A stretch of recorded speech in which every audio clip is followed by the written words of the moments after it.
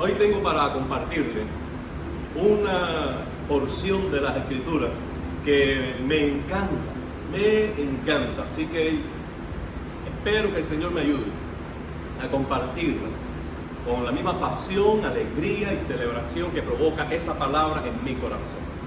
Hace muchos años atrás, yo tuve una experiencia muy amarga. Mi padre me acompañaba. Un amigo mío, por extensión de mi padre también, llamado Raúl, pierde a su mamá.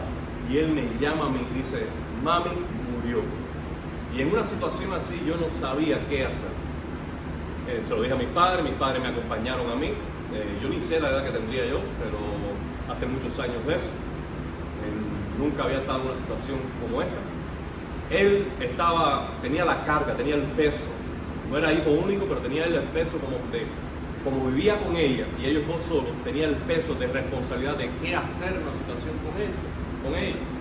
Para cuando yo me encontré con él, ya él estaba en el hospital con su mamá, con el cuerpo de su mamá, en el lugar donde trabajaban con el cuerpo. Y no sabíamos qué hacer. No sabía qué esperar, a quién llamar. Pasaba el tiempo allí y de pronto él me dice: yo quiero verlo. ¿Usted se imagina esa situación? Yo quiero verla. No piensen en un room, en un cuarto como el hospital de Baptist de Kendall, ¿ok? Eso estaba como que el sótano y el sótano al lado, entre el basurero, es decir, la parte de atrás del edificio, y la mesa no era una camilla, era de cemento. Lo recuerdo. Era como una T de cemento, una columna en el centro, una mesa hacia arriba en forma de T, inclinada para que todo el líquido que drenara el cuerpo cayera allí, y un cubo goteando, tan. Y ahí estaba el cuerpo. Estaba vestido de la misma ropa que había muerto. Eran como el mediodía, 2 de la tarde quizás, y yo entré con él. Él se derrumbó delante del cuerpo de su mamá, y yo le tenía afecto también, tanto a él como a su mamá. Y yo quise, en forma de afecto, en forma de despedida también, tocarle los pies. Yo nunca había hecho esto. Voy a hacer un paréntesis. De hecho, cuando alguien muere, aun cuando yo tengo que oficiar una despedida, yo procuro, si está dentro de mis posibilidades, no ver a la persona. Por algo personal, yo quiero recordar a la persona en su mejor momento, con su sonrisa más amplia, en su mejor recuerdo. Yo quiero tenerla así, porque mirar a una persona cuando ha fallecido es algo que tú lo vas a guardar para siempre. Entonces, yo teniendo ese sentimiento, esa forma de pensar, en esta situación no podía esquivarla, y yo quise tocarle los pies. Aquellos pies estaban rígidos y fríos. Él me dice: yo no voy a enterrar a mi mamá con la ropa que tiene puesta. Y en el momento que nos disponíamos a abrir el maletín y cambiarle la ropa, nosotros, en ese momento, llega la persona que iba a ayudar. Porque nosotros no sabíamos, realmente yo no sabía qué hacer en una situación como esa. No podía hacer nada. Pero esto es real. Hacía unas horas esa persona estaba viva. Pero desde que falleció, su alma salió de ese cuerpo, dice la Escritura, y va a presentarse delante de Dios. Y ese cuerpo entra en un proceso inevitable, imparable de corrupción. Desde el momento mismo de la muerte, ese cuerpo empieza a corromperse. Es la corriente, es la dirección inevitable en que va ese cuerpo, hasta que tarde la sepultamos y él fue a mi casa. Y pasó ahí un buen tiempo descansando, durmiendo, hasta que regresó a su hogar. Pero esta ha sido la experiencia con un cuerpo de alguien querido, que me trae a mí la realidad misma de la muerte. La Biblia dice en Efesios capítulo 2, versículo del 1 en adelante, voy a leer del 1 al 3.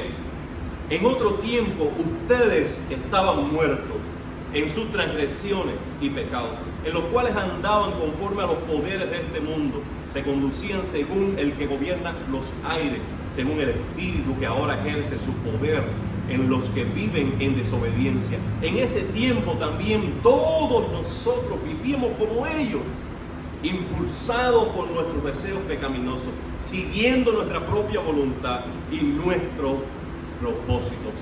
Como los demás éramos por naturaleza merecedores de la ira de Dios. Pablo está haciendo un examen, no ahora del cuerpo, sino del alma, del ser humano, alejado de Dios. Y él está diciendo, el agente, el factor, el elemento que más está influenciando en el estado del alma, en el estado del corazón, en esa vida interior, más allá de los órganos, más allá de la piel, más allá de tus huesos, más allá de tu vida física, más allá de ese cuerpo, el factor que más está influyendo en ti como persona se llama pecado. El pecado es el que está provocando en el alma del hombre la distancia más absoluta de Dios. Pero podemos preguntarnos primero, ¿qué es pecado? ¿Qué es pecado? Este versículo, sin ir a otro lugar en la Biblia, este versículo describe el pecado de la siguiente manera. Primero, como una transgresión. El lenguaje bíblico es muy gráfico. ¿Qué cosa es una transgresión? Bueno, transgredir es marcar una línea del límite para enmarcar una zona de seguridad y de bendición y tú moverte más allá del límite establecido.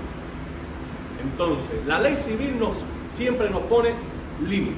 Tú dices, ¿qué cosa es la libertad? No, la libertad es hacer lo que tú quieras. No. Porque si tú haces lo que tú quieras en el tráfico, alguien te va a decir, ¿sabe qué? Estás abusando de tu libertad.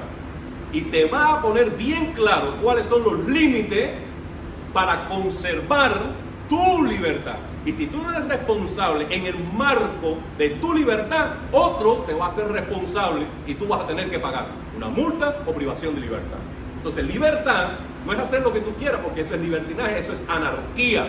Y en estos estados donde se está promoviendo que no haya policía, que no haya autoridad, que las personas vivan por su cuenta, lo que están provocando, ¿qué cosa es?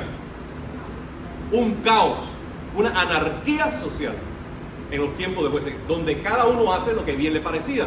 Pero cuando cada persona hace lo que bien le parezca, sin los límites saludables de una constitución, de un estado de derecho, de una ley bien específica, nosotros no estamos en una vida de bendición, sino que transgredimos ese límite y empezamos a pagar las consecuencias. ¿Qué es pecado? Dios ha dicho en su ley lo que es bueno y lo que es malo. La ley es un reflejo de quién es Dios. Si Dios es sincero, Él dice la hipocresía es pecado, y eso es ley. Si Dios es generoso, la avaricia es pecado, y así pone Dios en reflejo de su carácter la ley, y esa ley nos embarca nuestra relación los unos con los otros y nuestra relación con Dios. Pasar ese límite nos convierte en pecadores. Vivir dentro de ese límite nos asegura el estado de bendición y de aprobación y de comunión con Dios. ¿Está claro? Ahora, esta es la realidad. La Biblia dice que no hay bueno, ni tan siquiera uno. No hay una persona. Yo no soy capaz de vivir todo el tiempo por mi propio esfuerzo y libre voluntad dentro del marco de la ley de Dios. Yo soy pecador. ¿Tú lo eres? La Biblia dice que si no partimos de este punto, de que todos somos pecadores, nos engañamos a nosotros mismos, porque nuestra propia conciencia nos declara que hemos fallado. Todos le hemos fallado a un ser querido. Todos hemos dicho esa palabra que no deberíamos decir. Todos no hemos estado allí en un momento decisivo. Todos no hemos compartido cuando hemos podido. Todos somos pecadores. Eso es el pecado, transgresión. La segunda palabra que vemos aquí es desobediencia. Esta palabra desobediencia nos lleva a este término también de rebeldía. Dios ha establecido un orden en que deben hacerse las cosas. Y Él dice, el orden es este. Salirse del orden de Dios es desobediencia, es rebeldía. Pongamos el ejemplo de Satanás. Satanás, antes que Dios creara los cielos y la tierra, dijo, yo quiero ser como Dios. ¿Por qué tengo que tener un Dios por encima de mí? Él estableció este orden. Yo soy ángel, yo vivo para adorarle a Él, yo debo ser santo. Pero ¿por qué yo tengo que respetar ese orden? Yo no necesito a Dios. Y esto es lo curioso. Cuando alguien dice, no necesito a Dios, no tengo por qué tener a Dios, lo que está proponiendo realmente es Él ser Dios. Y no para allí, sino Él ser el Dios de otras personas. Y esto es lo irónico de Satanás. Lo irónico, yo no quiero tener un Dios por encima de mí. Yo no quiero respetar el orden de Dios. Yo no quiero servir a Dios. Yo quiero ser libre. Pero cuando se mueve a ese, el siguiente paso es que todas las personas me adoren a mí. Entonces, allí hay otro término, desobediencia, rebeldía. Cada pecado parte consciente o inconscientemente de esta premisa. No quiero respetar el orden de Dios. Yo quiero decidir mi propio orden. Por tanto, eso nos lleva a otro término de lo que es pecado. Dice Pablo que en otro tiempo seguíamos nuestros deseos. ¿Puedes subrayar esas palabras? Nuestros deseos. ¿Qué más? Hacíamos propia voluntad. Seguíamos nuestro propósito. ¿Qué es lo común de cada esa frase? Nuestro, mío. Cuando tú quieres no estar centrado en Dios y respetar el orden de Dios, y tú quieres estar centrado en tus deseos, en tu voluntad, perseguir tus propósitos, entonces ¿quién es Dios? Tú eres Dios, y eso la Biblia lo llama idolatría. Por eso, en la base misma de cada uno de nuestros pecados está la idolatría hacia nosotros mismos. Si Dios dice, no mentirás, y decidimos mentir, es porque pensamos que vale más guardar un privilegio, guardar mi beneficio actual o salvarme de este peligro, yo mintiendo, que honrar a Dios diciendo la verdad. Estamos sustituyendo el valor supremo de Dios por el yo personal. Amado hermano, esto hace que nuestro pecado sea realmente horrendo a la vista de Dios. Porque hemos transgredido sus límites, hemos desobedecido su orden, hemos centrado nuestro yo en lugar del Dios creador. Eso es pecado. Ahora, ¿qué hace el pecado? ¿Por qué el pecado es tan grave? ¿Por qué?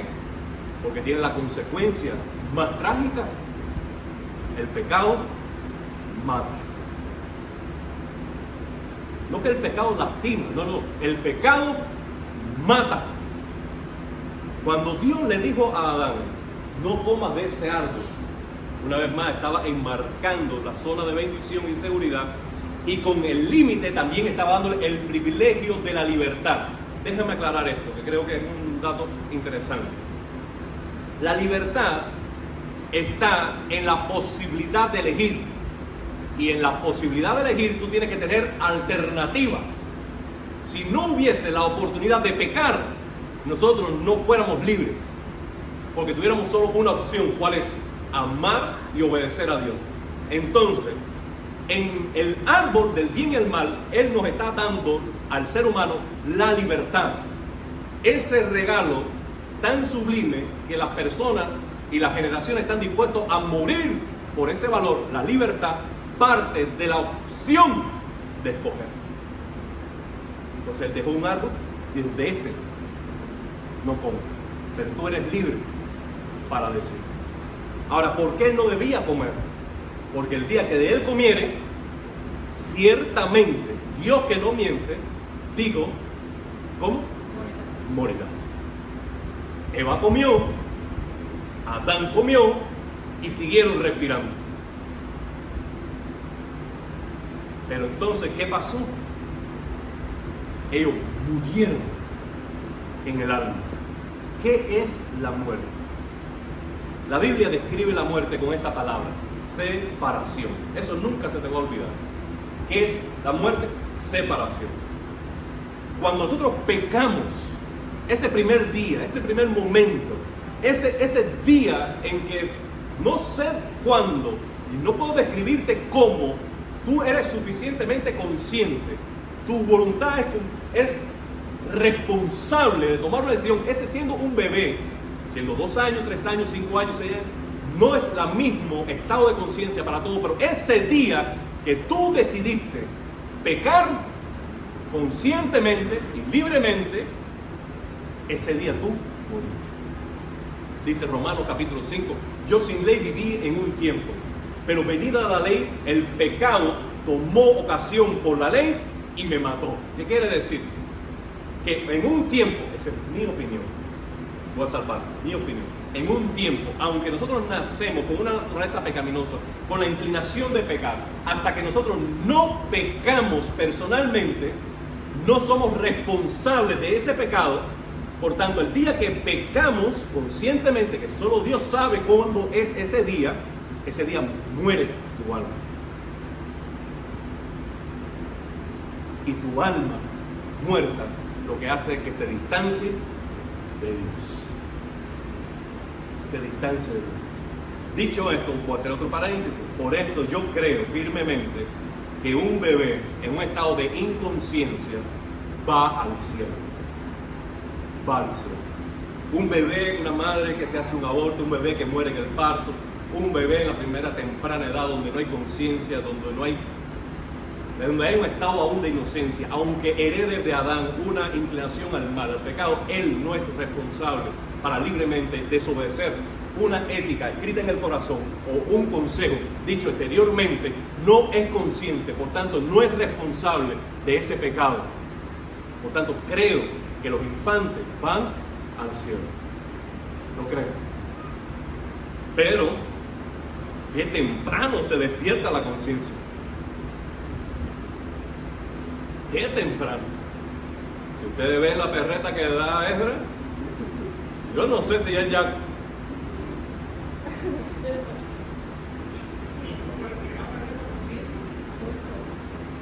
¡Wow! Por tanto, no debemos nosotros ser negligentes en nuestra responsabilidad de incluir a los niños en el Evangelio. Porque ellos necesitan una decisión por Cristo pronto. Volvemos al tema central. Porque ustedes me desvían. ¿Qué es pecado? ¿Qué hace el pecado? El pecado nos mata. ¿Qué es la muerte? Muerte es separación. Separación, en primer lugar, del alma de Dios. Lo segundo es separación del alma del cuerpo. El día que tú mueres, que se ponga la fecha y la hora de tu difunción, ese día tu alma se separó del cuerpo, por tanto allí hay muerte. Pero queda una tercera muerte, y es la más terrible de todo. Y es que en la eternidad, cuando tu alma se presenta delante de Dios,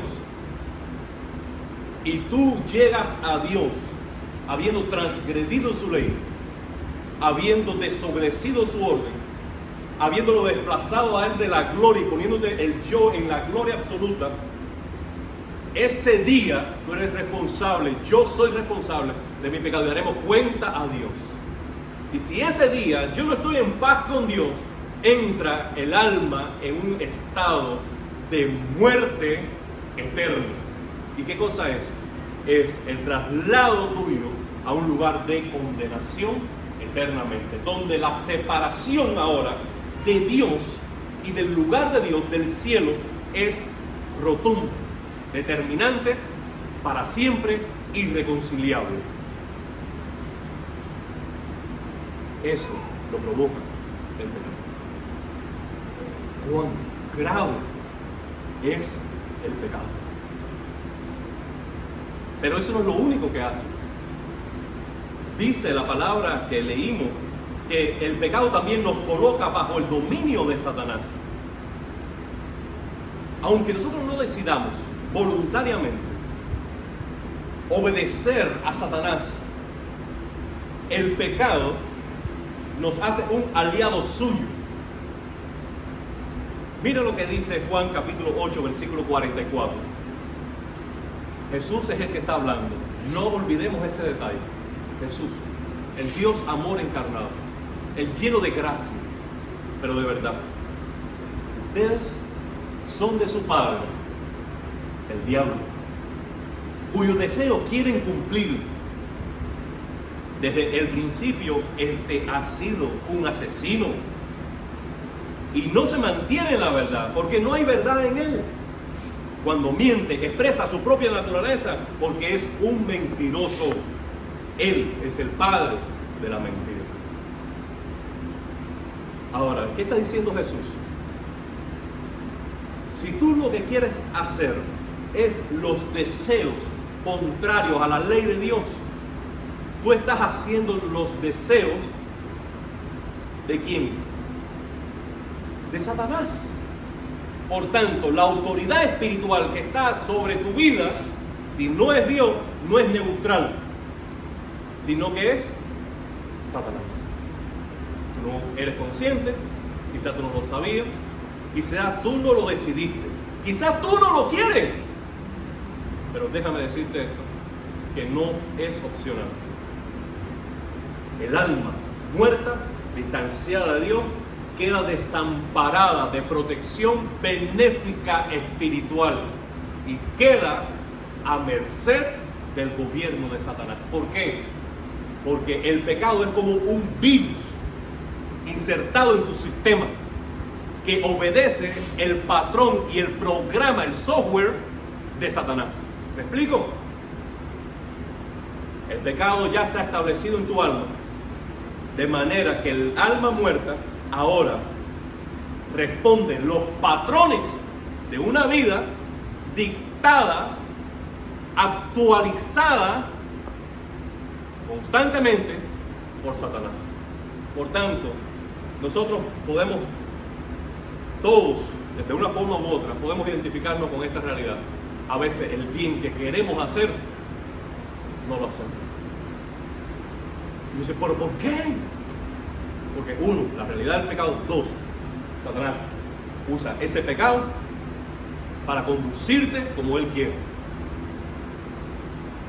Esta situación lo que hace de nuestra vida es que seamos, dicen, merecedores de la ira de Dios. Esta es una verdad. Quizás no nos guste, no quisiéramos escuchar esto a menudo, pero esto es una verdad. Todos compareceremos delante del tribunal de Cristo.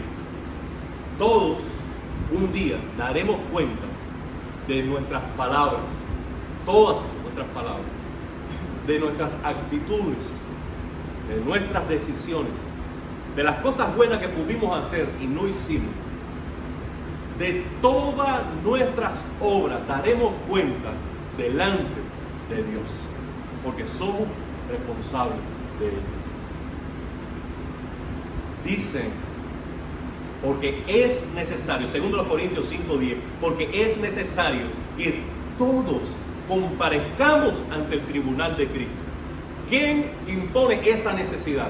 Bueno, impone esa necesidad esto, la justicia de Dios. Por cuanto Dios es justo, Él no puede dar por inocente al culpable.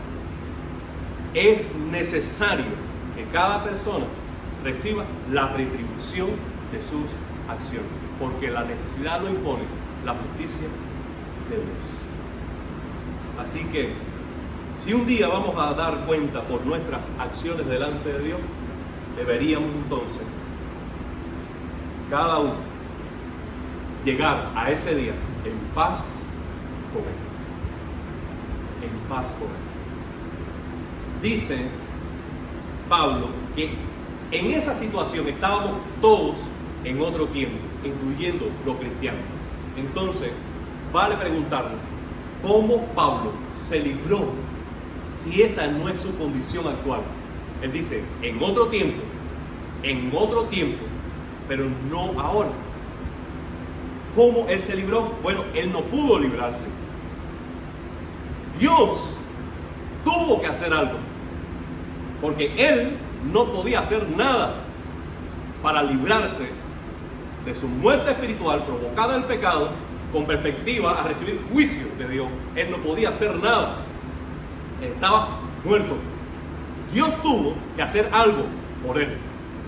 Por eso dice, versículo 4, pero Dios, que es rico en misericordia, por su grande amor por nosotros, nos dio vida con Cristo, aun estando muertos en nuestros pecados. Por gracia ustedes han sido salvados.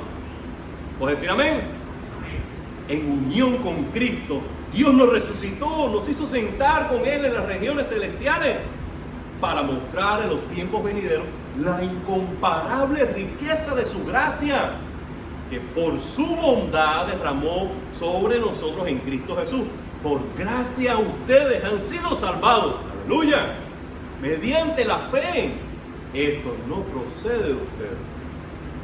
Esto es un regalo de Dios, no por obra, para que nadie se jacte. Aleluya. Pero Dios, estamos muertos bajo el gobierno de Satanás, perspectiva de juicio, pero Dios hace la diferencia. Dios ha provisto rescate. Dios ha dado salvación. Dios hace justo, inocente no, pero justo al pecador. ¿Por qué no inocente? Porque lo hacemos consciente. Nosotros sabemos lo que hacemos. Déjame hacer esta aclaración. Cuando Cristo nos ve, Él nos ve pecadores. ¿Por qué? Porque Él no se engaña. Él no es un padre que se engaña. Él nos ve como somos. Somos pecadores. Eso de que esta ilustración que se ha escuchado una y otra vez deberíamos corregirla. Que es como una persona que no tiene buena vista y ve fea a la gente. Pero cuando se pone los espejuelos, la ve excelente. Bueno, alguien dice, bueno, los espejuelos son Cristo. Nosotros estamos feos por el pecado, pero cuando Él nos ve a través de Cristo, nos ve justo. No. Él nos ve como somos. Somos pecadores. No somos inocentes. Somos pecadores. Pero somos justificados. Porque nuestros pecados han sido perdonados. ¿Cómo ocurrió eso? ¿Cómo el Dios justo, que no puede dar por inocente al que es pecador, defiende aún su justicia y al mismo tiempo salva al culpable? Sí, fue movido por amor. Lo hizo porque nos amó. Dios ama a los muertos. Pero Dios, con el grande amor con que nos amó. Yo no sé, yo no puedo explicarle cuánto lamento que no haya aire acondicionado. Porque yo quisiera detenerme en estos textos. Todo lo que quisiera, pero no quiero torturarlo. Estoy batallando entre dos ideas. Entre la obligación del texto, que es precioso, y al mismo tiempo la compasión por ustedes, por el calor. Pero Dios nos amó. Aquí tengo que hacer otra aclaración. Le decía a Eric los otros días, a la luz de este pasaje, Dios ama a los pecadores. Eric no quiso meterse en camisa de 11 varas. Dime, hermano, ¿Dios ama a los pecadores? Hay un debate allí. Debo dar mi opinión. Dios ama a los pecadores. Dios no quiere el pecado, la misma muerte del impío. No lo quiere. No lo quiere. Ahora, le voy a decir al menos 3 razones por las cuales creo yo. Puedo darle muchas más, pero voy a dar 3 sencillas. La primera, dice el versículo que estamos leyendo, que Él nos amó. Ahora, yo me pregunto, primero, ¿cuándo nos amó para que Cristo muriera por nosotros? ¿Cuándo nos amó? ¿Habiendo sido ya perdonado? No, es que su amor es el móvil de nuestro perdón. Él nos amó cuando aún éramos pecadores. Dice Corintios que en esto se muestra el amor de Dios para con nosotros, en que aún siendo pecadores, Cristo murió por nosotros. Hay alguien, hermanos muy queridos de nosotros, estoy hablando de ninguno de ustedes aquí presentes, que pudieran decir sí, pero Él nos amó porque éramos elegidos. Y yo le digo, amado hermano, ¿qué diferencia hay entre el estado de perdición que están supuestamente los elegidos antes de conocer a Cristo y los no elegidos antes de conocer a Cristo? ¿Son pecadores o no lo son? Ahora le pregunto algo más. Si alguno de nosotros, siendo elegidos y que por eso Dios nos amó, muriéramos sin llegar a conocer a Cristo, hipotéticamente, ¿para dónde iríamos? ¿La salvación es por decreto o es por fe en Cristo? No, si creemos porque Dios lo decretó, la salvación no es por fe, por medio de la gracia, es porque Él lo decretó, porque la variante que está determinando toda la cadena de eventos de salvación es el decreto de Dios y no la fe. Y el texto dice claramente que la condición para la salvación no es el decreto, sino la fe. Dios me amó cuando yo era pecador, sin querer saber de Dios, sin tener conciencia, sin aún haber nacido. Dios me amó entregando a Cristo por mí. Ahora te voy a decir algo más al respecto. Jesús nos pide a nosotros que amemos a nuestros enemigos. ¿No sería hipócrita de Jesús decir que amemos a nuestros enemigos cuando Él mismo no es capaz de hacerlo? Si Dios no puede amar al pecador, si Dios no ama al pecador, ¿cómo entonces va a pedírmelo a mí que lo haga? Él debe presentarse como ejemplo en todas las cosas para ser mi Mesías, mi Salvador. Por cuanto Él amó a los pecadores, me pide a mí que los ame también. Sí, hermano, Dios ama al rebelde, Dios ama al perdido, Dios ama al desobediente. Dios te ama a ti, Dios me ama a mí. A pesar de nosotros, nos ama y lo hace porque somos criaturas suyas, porque nos dio la vida no para amargarnos, no para condenarnos, sino para que encontráramos placer eterno en Él. Ese es el Dios que yo creo, ese es el Dios de mi Biblia. No que me piensa a mí como un fenómeno, pero tú verás como me voy a glorificar dándole cabezazos en el infierno. No, hermano, ¿qué Dios es ese?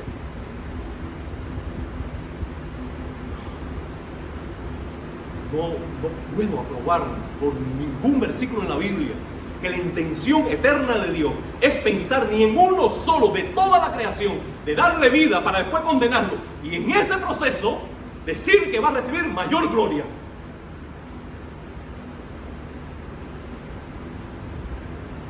Para mí es mucho fuera del texto, mucho fuera del texto. Dios nos salva porque nos ama, porque de tal manera amó Dios al mundo. Porque de tal manera amó Dios al mundo. Tú podrás buscar lo que tú quieras en la Biblia. Mundo allí es humanidad. No es cosmos, es humanidad. Dios amó a la humanidad. Dios amó al hombre. ¿Y cómo lo amó? Perdido. Él no esperó que hubiera en él un deseo de fe, una intención de buscar a Dios. No esperó, no, nos amó perdidos. Dios ama a los muertos. Porque la única forma de resucitar un muerto, de hacer algo por un muerto que no puede hacer otra cosa por él mismo, es amándolo y haciendo lo imposible para él posible, porque lo ama. Porque lo ama. No solo resucita a los muertos, dice este versículo que no puedo detenerme más allí, nos da vida, nos exalta y nos pone en el estado de privilegio de Cristo. Dice, sentado juntamente con Cristo. ¿Usted sabe lo que significa eso? Estaba condenado, muerto, apestoso por mi pecado. Dios me toma, me lava, me embellece, me recrea en Cristo. Y ahora no solo me devuelve a la vida justificado, sino que ahora me exalta al lado de Cristo, y estando a la diestra de Cristo, todo lo que merece Cristo por justicia personal, por ser quien es el Hijo de Dios, ahora yo lo recibo como un desborde de gracia sobre mi vida. Más gracia, más amor, más bendición, más herencia, más esperanza. Todo un overflow de bendiciones de Dios. Piensen en esto como lo he dicho otras veces. Adán y Eva, siendo inocentes, estuvieron en un Edén perfecto pero terrenal. Nosotros, siendo culpables, estamos esperando un Edén celestial. ¿Quién hizo la diferencia? El pago de Cristo. La vida de Cristo, la sangre de Cristo, la cruz de Cristo era tan valiosa a los ojos de Dios que es suficiente para salvar a toda la humanidad, de todas las generaciones.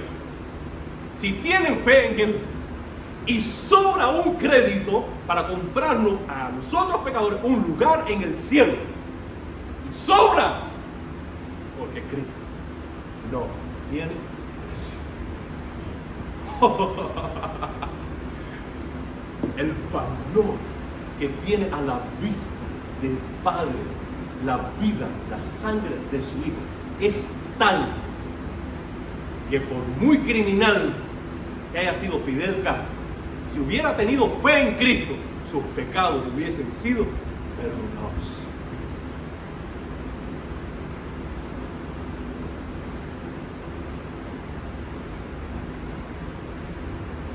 Sin más comentarios. ¿Cómo accedemos a ese beneficio? Sin pagar, y por gracia, por fe. Y aquí hay otro tema. La fe. ¿Qué es la fe? ¿Qué es la fe? Bueno, la fe es confianza. Es decir, tú no confías en ti mismo para llegar a merecer el cielo. Tú confías que Cristo pagó y que su sacrificio es suficiente. Fe es confianza. Es transferir tu confianza de ti a Cristo. Fe es descanso. ¿Por qué? Porque tú tienes que hacer una renuncia de querer trabajar para llegar a merecer o para llegar a pagar tu lugar en el cielo. Tú tienes que renunciar a eso y decir, ¿sabes qué? Yo descanso. No puedo. Yo confío que Cristo trabajó por mí. Yo descanso porque Él trabajó mi salvación. ¿Qué es fe? Fe es la respuesta única del hombre que mueve la mano de Dios para perdonar. Fe es una respuesta humana. Creemos por Romanos capítulo 10 que la fe viene por el oír y el oír la palabra de Dios. Dice este pasaje, y esto no de vosotros, pues es don de Dios. Algunos interpretan que eso no es de vosotros, sino don de Dios, se está refiriendo a la fe. Perdónenme, no es así. El sujeto, el tema de la oración no es la fe.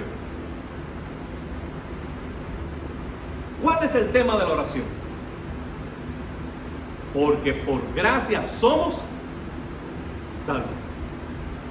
Y esto no de vosotros, somos salvos por medio de la fe, y esto no de vosotros, sino es don de Dios. ¿Cuál es el tema que se está tratando? La salvación por gracia. Por tanto, y esto no de vosotros, no se está refiriendo a la fe. Por tanto, el don que se refiere ahí en 2.8 y 2.9 no es la fe, sino la salvación. Por tanto,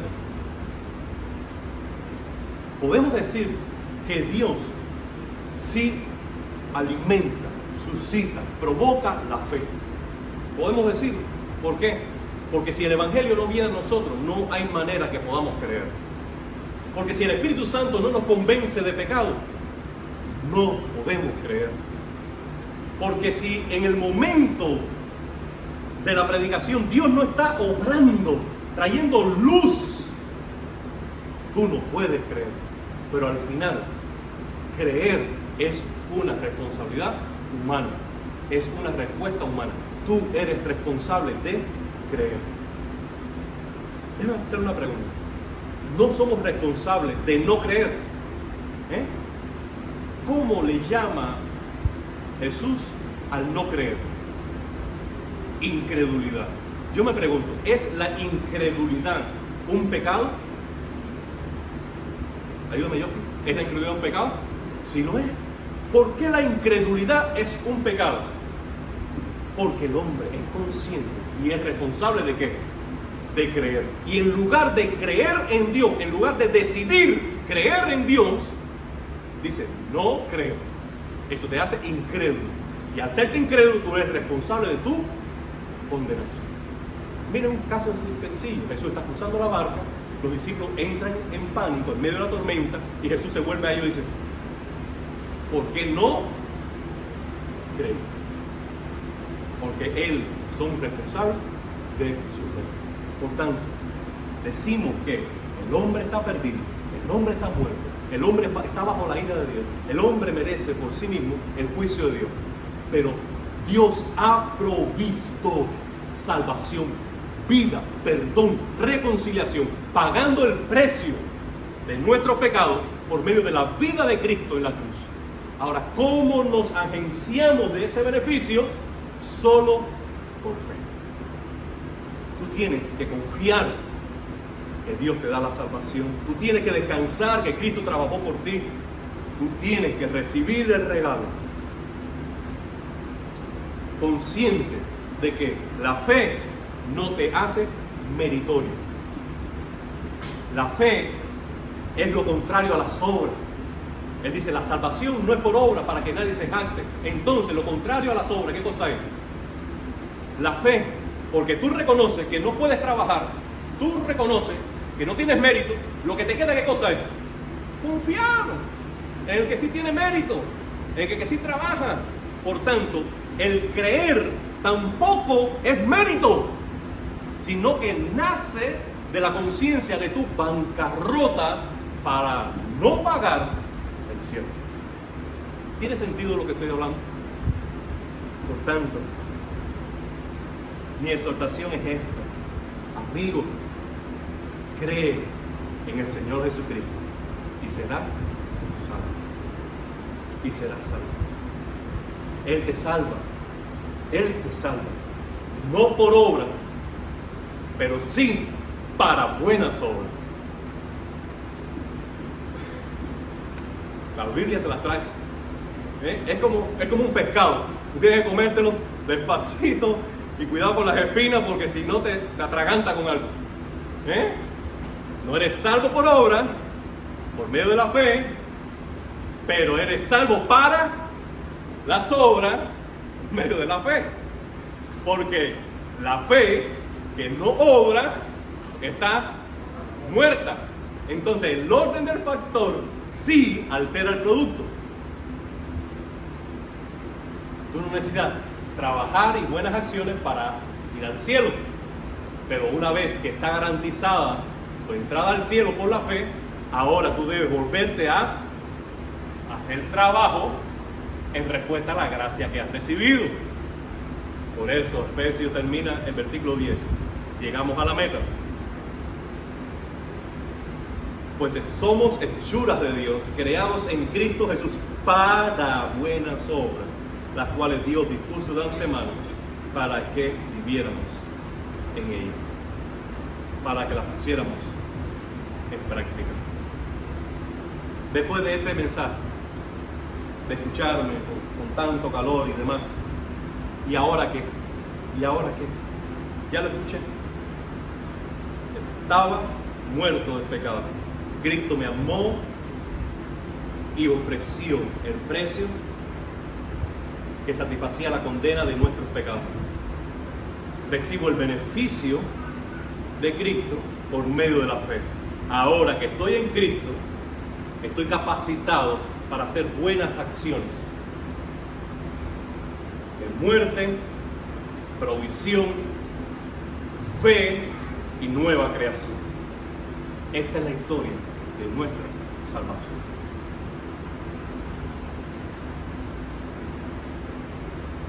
Estoy leyendo un libro que voy a prestarlo para el que quiera leerlo más adelante. Se llama La Última Flecha.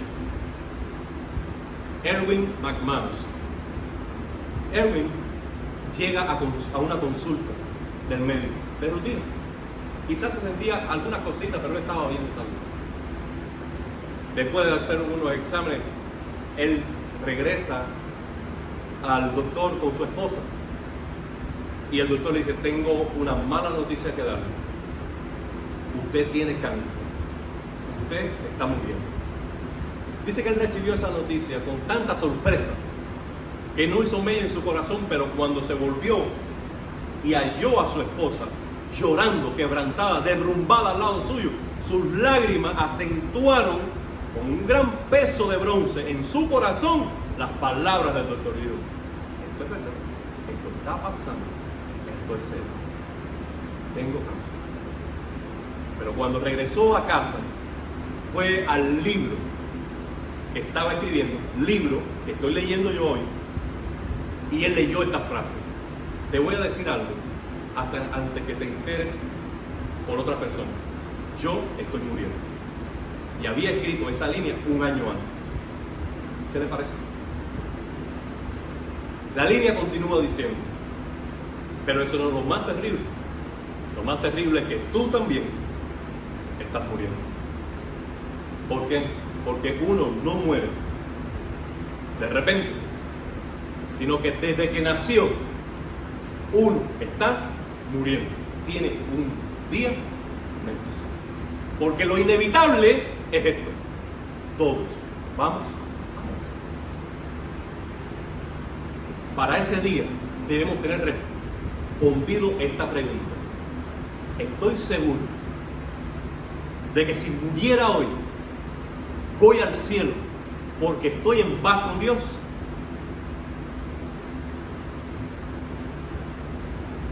Porque la muerte es segura, es inevitable, no podremos esquivar. Y después de la muerte está constituido esto: que todos estemos delante de Dios. La única forma de estar en paz con Dios es esta: reconocer que eres pecador, confiar que Dios te amó y que proveyó salvación por medio de la cruz de Cristo, y decidir creer en Cristo para recibir perdón y vida eterna. ¿Es claro esto? Yo creo que todos lo podemos entender. Te animo a poner tu fe en Cristo para la vida eterna. Pero si ya lo hiciste, celébralo, agradécelo, gózalo, alégrate y colabora con Dios en la salvación de otros, porque para estas buenas obras tú fuiste salvado. Vamos a orar. Padre, te damos gracias por el día de hoy. Te damos gracias por este tiempo de adoración, Gracias por la palabra, Señor, que tú escribiste hace mucho tiempo. Gracias por la oportunidad que nos da de hoy meditar en ella. Pedimos, Señor, que crezca en nosotros la conciencia de que un día daremos cuenta delante de ti. Que vivamos con temor santo y también con deseos de estar en paz contigo. Padre, pon en nuestro corazón cada día de acudir a Cristo con fe para perdón de nuestros pecados. Y Señor, que en nuestro corazón brote la gratitud profunda de haber sido liberado de la culpa para trabajar por la salvación de nuestra ciudad. Que nazca en nuestro corazón una clara, tierna compasión por los perdidos y hagamos algo a su favor. En el nombre de Jesús. Amén. Vamos a ponernos de pie, vamos a celebrar nuestra salvación y contar nuestro testimonio.